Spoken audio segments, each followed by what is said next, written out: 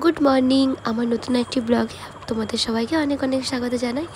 তো আজকে সকাল থেকে দেখো আকাশটা এত অন্ধকার হয়ে আছে, মনে হচ্ছে এক্ষুনি বৃষ্টি নামবে।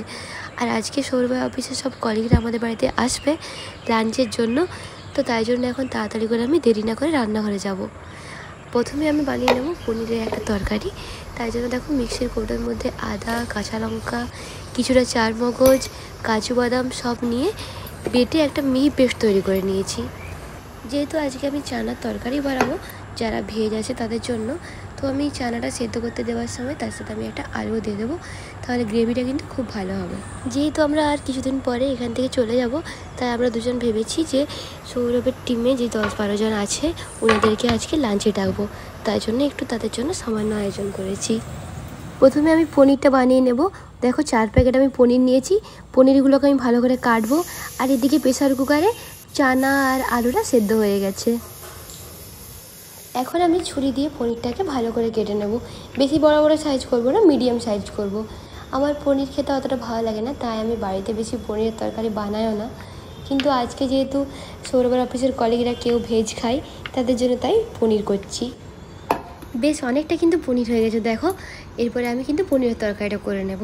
আর এদিকে দেখো আমি সসপ্যানে কিছুটা গরম জল বসিয়ে দিয়েছি, কারণ পনিরগুলো তেলে ভাজার পর যদি গরম জলে ডুবিয়ে রাখি তাহলে বেশ নরম থাকে, না হলে কিন্তু শক্ত হয়ে যায় পনিরগুলো। এখন আমি কড়াইতে কিছুটা তেল নিয়ে নিয়েছি। তেলের মধ্যে সামান্য একটু নুন দিয়ে দিচ্ছি। নুন দিয়ে ভালো করে তেলটা গরম হলেই তারপর আমি পনিরগুলোকে একে একে দিয়ে দেবো। পনিরগুলো বেশিক্ষণ ভাজবো না, সামান্য একটু লাল লাল করে নেব। তারপর পনিরগুলোকে একটু উল্টে পাল্টে ভেজে নিয়ে এখন আমি গরম জলে দিয়ে দেবো। এরকমভাবে আমি সমস্ত পনিরগুলোকে ভেজে নেবো, তারপর গরম জলের মধ্যে ডুবিয়ে রাখবো কিছুক্ষণ।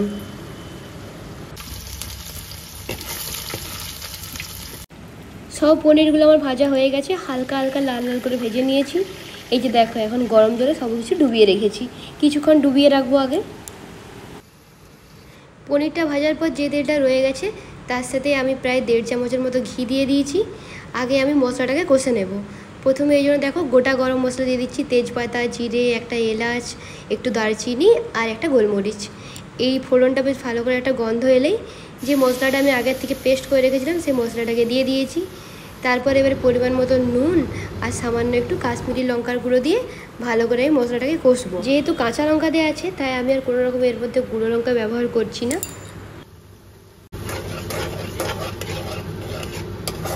এই তরকারিটা আমি একটু মিষ্টি মিষ্টি করব, তাই জন্য একটু চিনি দিচ্ছি। চিনি দেওয়ার পরে মশলাটাকে আমি আর একটু ভালো করে কষে নেব। মশলাটা বেশ ভালো করে কষা হয়ে গেছে আর কালারটাও কিন্তু বেশ ভালো এসেছে।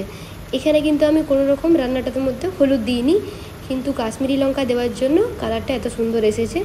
এরপর যে ভেজে রেখেছিলাম পনিরগুলো, সেই পনিরগুলো আমি এর মধ্যে দিয়ে সব কিছুকে ভালো করে মিশিয়ে নিচ্ছি।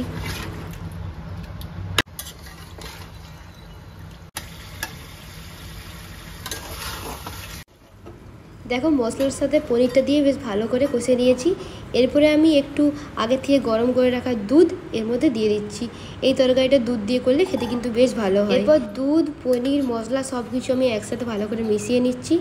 তারপর প্রায় 5 মিনিট আমি এটাকে ফুটিয়ে নেব। তরকারিটা প্রায় হয়ে এসেছে। এখন আমি কিছু চেরা কাঁচা লঙ্কা উপর থেকে দিয়ে দিচ্ছি এই তরকারিটার মধ্যে। এখন আমি প্রায় 5 মিনিট এটাকে ফুটিয়ে নেব। ব্যাস সব শেষে প্রায় 2 মিনিট আগে আমি একটু হাতে করে কসুরি মেথি নিয়ে গুঁড়ো করে এর উপরে ছড়িয়ে দেবো। তারপর 1-2 মিনিট ফুটিয়ে নিলে এটাকে নামিয়ে দেবো। পনির পাসিন্দা রেডি হয়ে গেছে আমার।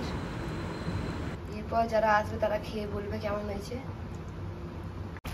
এই দেখো এখানে চানার তরকারিটা হয়ে গেল। এইটা দেখালাম না তোমাদেরকে, কারণ ভিডিওটা তাহলে অনেক বড় হয়ে যাবে। এরপর আমি পাঁপড়গুলো ভেজে নেব। এই যে এই পাঁপড়গুলো ভেজে নেব।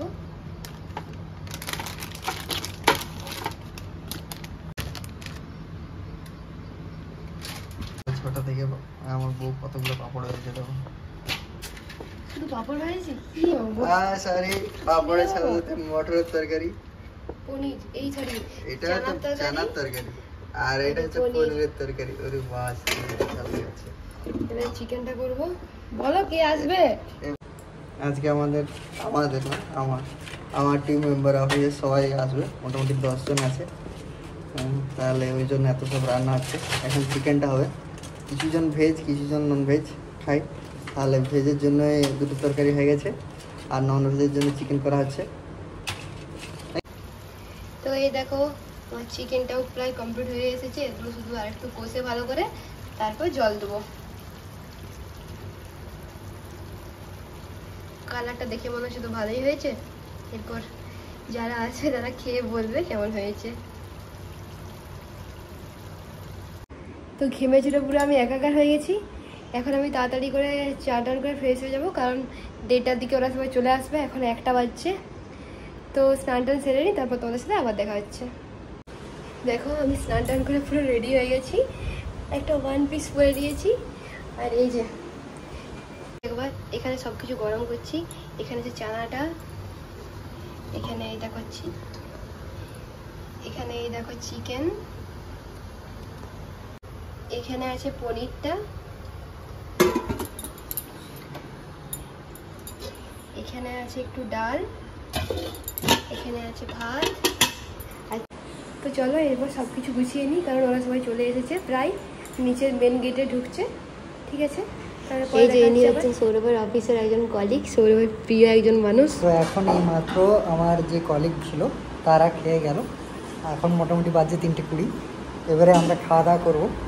ঠিক আছে, ওরা সবাই খাবারের খুব খুব খুব প্রশংসা করছিল, সব খাবারই সৈনিরই বানালা। এখন পাপড় খাচ্ছে সৈনি, ঠিক আছে, পনির খাচ্ছে। ও পনির খাচ্ছে। আর এখন একটু খাবারটা গরম করে নেবো, তারপরে আমরা ওপরে খেতে বসবো। তখন ওই জন্য ভিডিও করা হয়নি, সবাই ছিল তো। এবার আমরা খেয়ে নিই, তারপরে আবার দেখা যাচ্ছে। তো এখন প্রায় বিকেল 6টার মতো বাজে। বিকেল বলছি কারণ তোমরা তো জানোই যে এখানে সন্ধ্যে দেরি করে হয়। তো সৌরভের সব কলিগ আগে যাওয়ার পর আমরা দুজনে এই একটু আগে খেয়ে দিয়ে শুয়েছিলাম। এরপর উঠে দেখছি যে বাইরে খুব মেঘ ধরে গেছে, বৃষ্টি হচ্ছে। তারা তোমাদেরকে বাইরে ওয়েদারটা দেখায়। এই দেখো ওয়েদারটা দেখো একবার, এই জলও হলো, তারপরেও এখনো মেঘ করে আছে, মনে হচ্ছে এখনো বৃষ্টি হবে আর কি। বেশ একদম দারুণ ঠান্ডা ঠান্ডা ওয়েদার হয়ে আছে, ঘুমটা খুব ভালো হবে।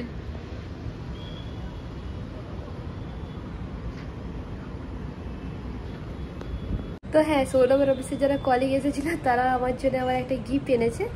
তো চলো তোমাদেরকে দেখাই কি গিফট এনেছে ওরা আমার জন্য। এই যে এখানে সৌরভ বসে আছে, ও গিফটটা দেখাবে, দেখাও। তো অনেকগুলো কার্ড রয়েছে, থ্যাংক ইউ কার্ড। হ্যাঁ, থ্যাংক ইউ কার্ড দিয়েছে অনেকগুলো থ্যাংক ইউ কার্ড আছে, অনেকজন দিয়েছে থ্যাংক ইউ কার্ড। আর এই গিফটটা ওরা আমার জন্য এনেছে। এই যে এখানে লেখা আছে সৌরভের টিমের থেকে all the best, best regards, এইসব লেখা আছে আর কি। ওদিকে অনেক কিছু উইশেস লেখা আছে। এই যে এরপরে আমরা গিফটটা দেখাচ্ছি, দাঁড়াও। এটা হচ্ছে স্ট্যান্ড।